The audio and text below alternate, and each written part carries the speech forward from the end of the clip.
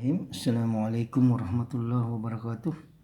Alhamdulillahirrabbilalamin. Wassalatu wassalamu ala rasulillah wa ala alihi wa ashabihi wa man tabi'ahum bi ihsan ila yaumiddin. Amma ba'd.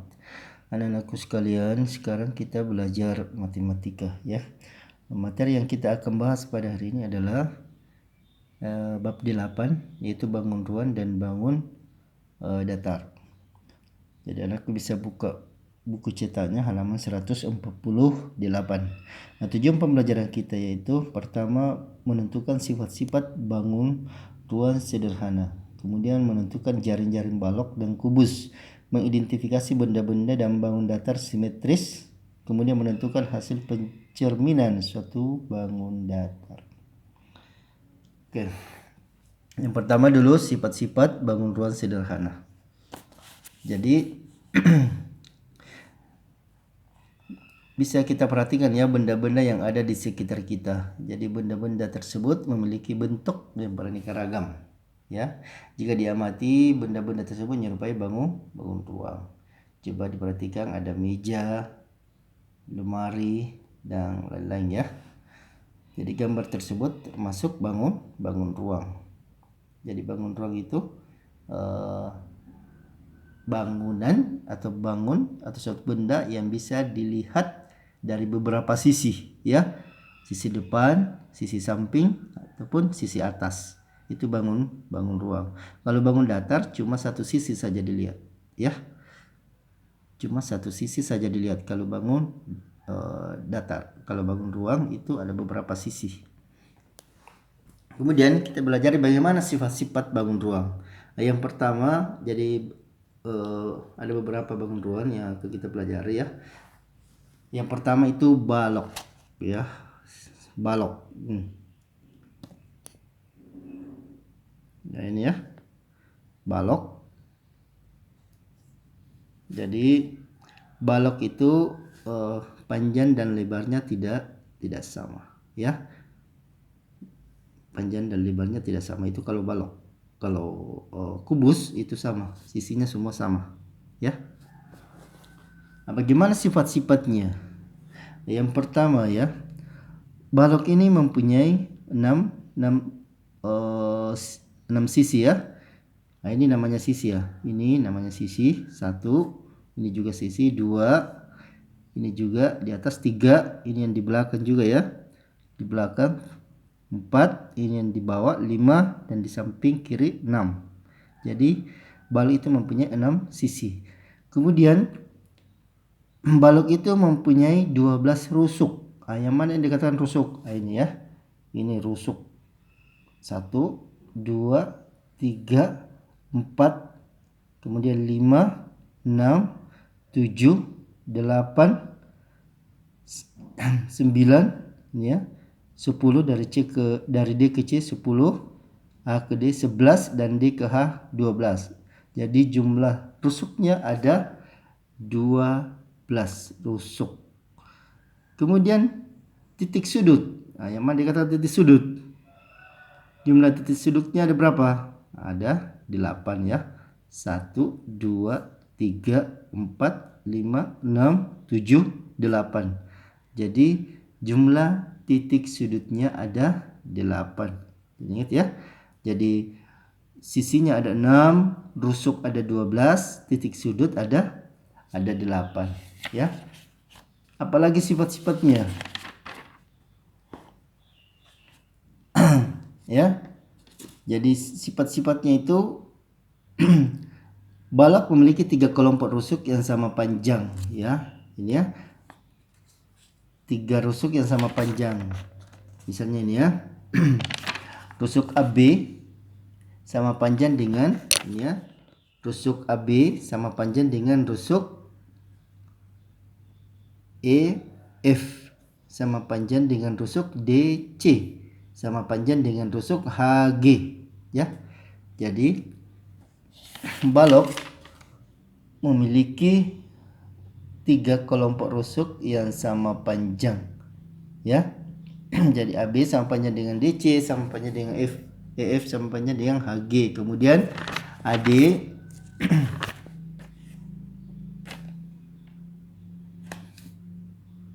kemudian AD,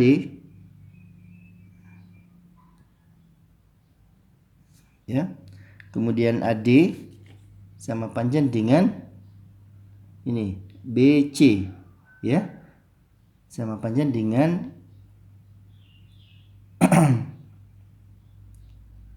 EH dan sama panjang dengan FG, ya.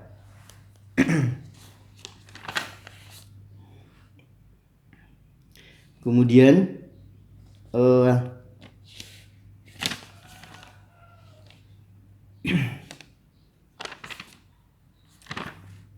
rusuk AE ini ya sama panjang dengan BF sama panjang dengan CG, ya, dan DH, ya. Jadi ada 3 kelompok rusuk yang sama panjang.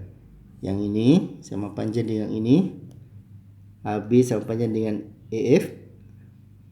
Kemudian rusuk yang kedua EH sama panjang dengan FG, dan rusuk yang ketiga AE sama panjang dengan BF, ya.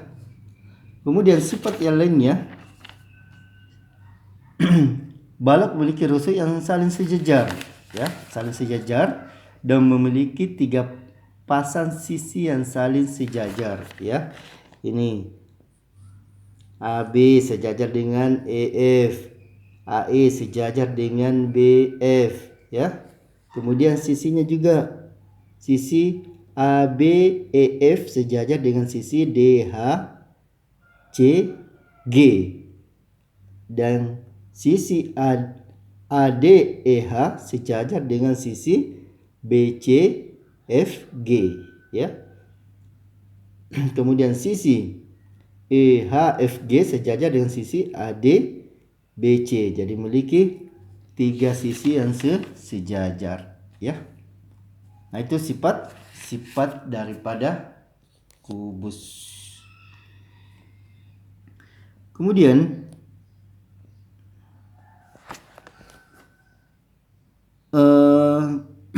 sifat daripada balok, ya. Tadi sifat daripada balok. Kemudian sifat daripada kubus.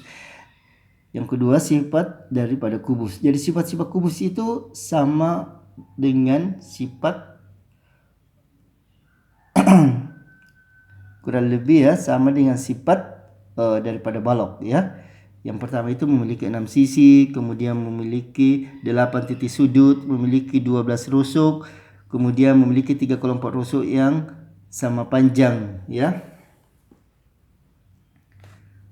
3 kelompok rusuk yang sama panjang, kemudian memiliki rusuk-rusuk saling sejajar dan memiliki 3 pasang sisi yang saling sejajar, ya. Jadi sama antara balok dengan kubus ciri-cirinya, sifat-sifatnya, ya, sifat-sifatnya. Oke, kita lanjut. Kemudian kita menentukan jaring-jaring balok dan kubus. Jadi menentukan jaring-jaring balok dan kubus, yaitu kita yang pertama, ya, dalam membuat kubus kita membuat jaring-jaringnya dulu. Yang mana tadi katakan jaring-jaring yang seperti ini, ya.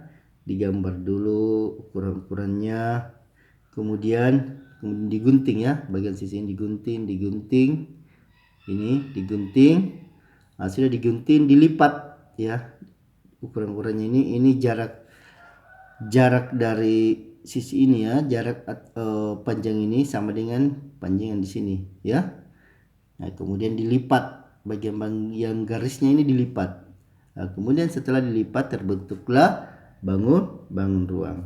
Jadi dalam membuat suatu bangun ruang dibuat dulu jaring-jaringnya. Ini, ya, jaring-jaring. Ini dikatakan jaring-jaring seperti ini, ya. Jaring-jaring.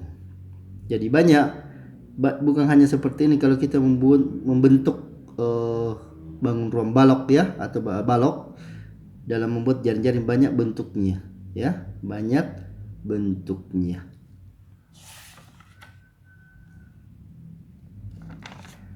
Kemudian jaring-jaring kubus, ya.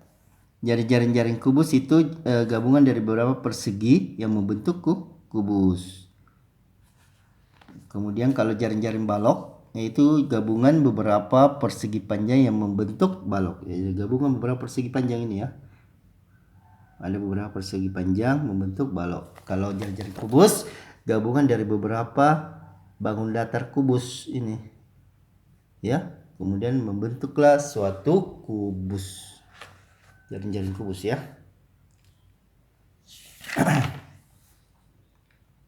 Kemudian sifat bangun datar simetris dan tidak simetris. Yang mana itu yang dikatakan bangun simetris, yang mana dikatakan bangun tidak simetris ya. Jadi kalau bangun simetris disebut bangun datar apabila lipatannya saling menutupi ya atau sama besarnya ya. Misalnya misalnya kertas ini ya.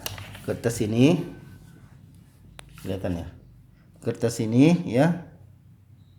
Ini kalau saya lipat seperti ini, ujung yang satu dan ujung yang lain saling ketemu ya, saling ketemu seperti ini ya. Ujung yang lain sama ujung yang satu saling ketemu seperti ini. Nah, ini namanya simetris ya. Simetris kalau kita melipat dua kali kemudian ujung satunya sama menutupi ya, saling menutupi ujungnya. Nah, itu namanya bangun datar simetris ya. Bangun datar simetris. Nah, kalau tidak saling menutupi, itu namanya tidak simetris ya. Misalnya seperti ini ya. Gambar segitiga seperti ini. Kalau saya lipat seperti ini ya, untuk lipat begini ya, saya lipat seperti ini. Nah, ini tidak menutupi ujung yang lainnya, artinya tidak simetris. Jadi kalau dari arah manapun kita lipat tetap saja tidak bisa menutupi. Misalnya ini kita lipat seperti ini ya. Nah, kita lipat seperti ini tidak bisa menutupi ya, tidak bisa menutupi ujung yang satunya. Itu namanya tidak simetris. Bangun datar tidak simetris. Nah, kalau bangun datar simetris itu tadi ya, saling menutupi ketika dilipat ya. Nah, seperti ini ya, ada gambar ini, ada gambar ini kalau dilipat ke sini itu saling menutupi ujungnya. Ini juga kalau dilipat ke sini saling menutupi ujungnya. Ini namanya simetris. Ini juga simetris ya. Ini juga simetris. Nah, ada salah satu contoh gambar yang tidak simetris seperti ini ya. Seperti ini, trapesium. Ini kalau dilipat ke atas ini tidak menutupi ujung ini. Ujung ini tidak bisa menutupi ujung yang lain. Itu namanya tidak simetris ya. Nah, itu saja yang bisa dijelaskan. Subhanakallah bihamdik, asyhadu an la ilaha illa anta astaghfiruka wa atubu ilaik. Assalamualaikum warahmatullahi wabarakatuh.